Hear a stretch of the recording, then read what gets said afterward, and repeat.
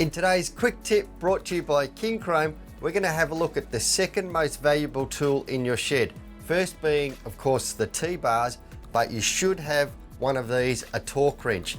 Now, if you've got two, even better. I have one that's in a 1/2 inch drive and also one of these in a 1/4 inch drive as well. Now, most of your bolts on your bike have got torque tolerances. All you got to do is check your manual and just see what tolerance these torque bolts have.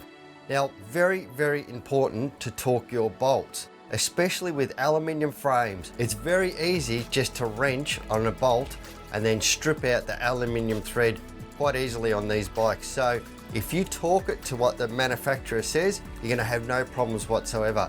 Once you strip a thread, it is a nightmare to replace it. It really is. So it's much easier to go and invest in a torque wrench, torque all your nuts and bolts up. Some bolts are so important to torque up, like the triple clamp bolt.